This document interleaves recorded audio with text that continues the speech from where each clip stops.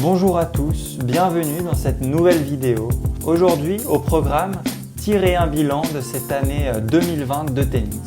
Alors un début de saison normal, entre guillemets, bien que déjà mis en péril pour cause des feux de forêt en Australie, rappelez-vous, puis un arrêt soudain de la compétition pour cause cette fois-ci la pandémie, et puis une reprise dans des conditions très particulières. Bref, une année des plus étranges. On retrace tout de suite les moments forts de cette saison. C'est parti. Comme premier moment marquant de cette année 2020, je dirais que c'est la création de cette ATP Cup, cette nouvelle compétition qui s'inscrit un peu dans la continuité de cette tentative de renouveau dans le circuit ATP. On a eu la création de la Coupe Davis de Gérard Piquet, puis aussi la Lever Cup qui a été créée en 2017 par un certain Roger Federer. Mais ce qui serait intéressant de se poser comme question, ce serait finalement laquelle ou lesquelles de ces compétitions est de trop. Je vous laisse déjà donner votre avis dans la barre des commentaires. Pour ma part, je dirais que la Lever Cup est clairement à garder au vu du spectacle et de l'engouement que l'on a pu avoir ces dernières années. D'un autre côté, la l'ATP Cup pourrait aussi, selon moi, éventuellement rester puisqu'elle ajoute des matchs de préparation à l'Open d'Australie, ce qui pourrait intéresser même les meilleurs joueurs dans les prochaines éditions. En revanche, la Coupe Davis de Piquet, je la trouve vraiment de trop. Elle a été placée à fin novembre, c'est une mauvaise période puisque je trouve que pour les joueurs, c'est une addition de matchs qui n'est pas bénéfique. Les joueurs sont en fin de saison, souvent fatigués, ce qui donne des matchs peu intéressants dans l'ensemble. Comme second moment marquant, je soulignerai tout de même la victoire de Djokovic à l'Australian Open. On sait que le Serbe a toujours eu des bonnes sensations en Australie et il le confirme encore une fois cette année en remportant ce qui était son 17e Grand Chelem. On notera aussi que Thiem commence sérieusement à s'installer dans les Grands Chelems et non plus uniquement à Roland-Garros sur terre battue. Il arrive maintenant à faire de très bons résultats aussi sur d'autres surfaces. Évidemment, le troisième moment important, c'est cet arrêt de saison au mois de mars alors qu'Indian Wells s'apprêtait à commencer. Cela a été une période pas facile à gérer pour tous les joueurs de tennis, tout comme pour nous d'ailleurs.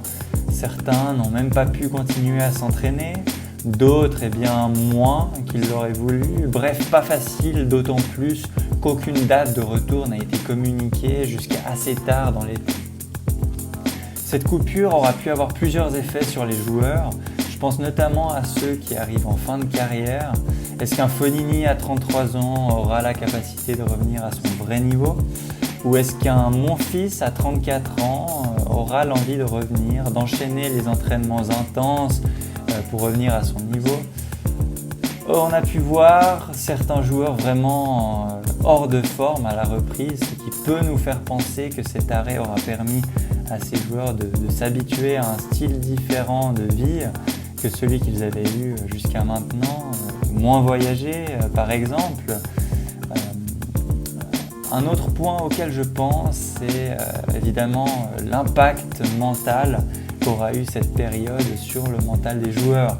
Je parle évidemment du fait que les tennisman doivent être dans une bulle, rester dans leur chambre d'hôtel, ne pas avoir de contact avec l'extérieur. On a vu que pour certains joueurs, cela commençait à devenir pesant. On pense à ce qui s'est passé avec Benoît Paire à New York, testé positif, il a dû rester environ 10 jours dans sa chambre d'hôtel. On pense aussi à la Française Kristina Mladenovic qui a dû rester à l'écart, ou encore Verdasco qui a été refusé de Roland-Garros. Alors est-ce que dans une telle situation, des joueurs en fin de carrière, entre guillemets, auront encore la motivation de continuer ? Je vous laisse donner votre avis dans la barre des commentaires. Passons maintenant à un autre moment marquant, c'est-à-dire la victoire de Thiem à l'US Open. Grand moment pour l'Autrichien qui ouvre son compteur en Grand Chelem. Cela faisait un moment qu'en tournoi majeur, on n'avait pas vu un autre joueur que Djokovic, Nadal ou Federer. Alors Grand Chelem au rabais, Il faut tout de même pas minimiser le fait que l'Autrichien s'est défait de très bons joueurs comme Medvedev ou encore Zverev. Cependant, cette victoire peut nous faire penser que tant qu'il y aura le Big Three, c'est-à-dire Nadal, Federer et Djokovic, tant qu'ils seront devant, eh bien, aucun autre joueur ne pourra s'emparer d'un tournoi majeur. La preuve en est qu'il aura fallu une disqualification pour qu'on ait enfin un nouveau gagnant de Grand Chelem. Évidemment, on ne peut pas parler de cette année 2020 sans évoquer la victoire de Rafael Nadal à Roland-Garros. Chaque année, on se dit qu'il y a peut-être un de ces joueurs, un de ces jeunes joueurs qui pourrait gêner l'Espagnol, mais rien n'y fait. Il est toujours en dessus du reste des autres joueurs de tennis sur Terre. D'autant plus que cette année, Nadal est arrivé avec très peu de matchs dans les jambes avant ce Grand Chelem, même avec une défaite contre Schwartzmann, l'Argentin, à Rome. Généralement, Rafa aime bien enchaîner les matchs sur terre. Là, il n'a eu que 3 matchs, dont une défaite pour se préparer avant Roland-Garros. Néanmoins, il reste le roi de la terre battue, on peut le dire. Je voulais parler aussi dans cette vidéo de la nouvelle génération de joueurs et puis justement de se poser la question, est-ce qu'elle est enfin arrivée au sommet? Eh bien, on peut constater que de plus en plus de jeunes joueurs commencent à gagner des tournois ATP. Alors certes, pour la plupart, ce ne sont que entre guillemets, des ATP 250 ou 500, mais il ne faut pas négliger cette montée en force des jeunes. Si l'on prend les gagnants de tournois cette année, on s'aperçoit que la grande majorité a été remportée par des joueurs de moins de 25 ans. On peut le voir sur ce récapitulatif de l'année 2020 de tennis. On peut remarquer par exemple qu'en janvier, on a comme gagnant en ATP 250 Andrei Rublev par 2 fois. On a aussi Hugo Humbert, le français. Et puis ensuite, si on se projette un peu plus loin, dans le mois de février 2020, on voit Cristian Garin, le Chilien, qui gagne. On voit aussi des joueurs comme Casper Ruud, encore une fois Cristian Garin, Tsitsipas, Opelka. Enfin bref, beaucoup de joueurs de moins de 25 ans.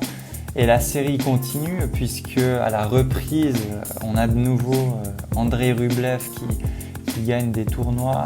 On a Zverev de nouveau, Laszlo Djere, le Serbe, et Hugo Humbert qui confirme aussi son bon état de forme. Donc voilà, on remarque vraiment que les jeunes joueurs sont très présents. Pour la plupart, ils n'ont pas encore le niveau d'un Djokovic, Nadal ou Federer, mais ils s'en rapprochent gentiment. Alors si je devais retenir 2 jeunes joueurs qui pour moi ont été très intéressants cette année, je dirais Rublev et Humbert. Ils ont enchaîné des matchs avec des victoires très importantes à la clé, notamment des victoires contre des top 10. Je pense à la dernière de Humbert contre Tsitsipas au tournoi de Paris-Bercy. Donc selon moi, il va falloir les suivre de très près l'année prochaine, voir s'ils arrivent à continuer sur cette cadence. Alors pour conclure cette vidéo, je voulais poser une question un peu ouverte. Qu'en est-il de la suite de ce circuit ATP, du monde du tennis finalement? Alors la suite du tennis, elle est assez incertaine à cause de cette pandémie, vous l'aurez compris. Au moment où je fais cette vidéo, il semblerait que l'Open d'Australie va avoir lieu. Alors sans public, avec public, on ne sait pas encore, mais cela reste fort à penser que la suite des tournois se fera sans public, en tout cas dans un premier temps. Sinon, qu'est-ce que l'on peut envisager pour ce qui est des résultats en 2021 ? Je pense que s'il n'y a pas de blessure du côté de Djokovic et Nadal, ils resteront en dessus des autres, mais il ne faut pas négliger que les jeunes, comme on a pu le dire avant, sont en train de progresser et donc je pense qu'ils auront peut-être plus de possibilités d'aller chercher des victoires contre ces 2 joueurs à certains moments de la saison. Il ne faut pas oublier aussi le retour de Roger Federer qui nous laisse quand même dans l'incertitude quant à son niveau de jeu à son retour. Une chose est sûre, si le virus nous laisse un peu tranquille, on aura selon toute vraisemblance une saison 2020 palpitante. Alors, quel est votre ressenti de cette année qui vient de s'écouler? Comment vous voyez la suite? Je vous laisse donner votre avis en commentaire. N'oubliez pas de vous abonner, de liker la vidéo et à bientôt pour une prochaine vidéo.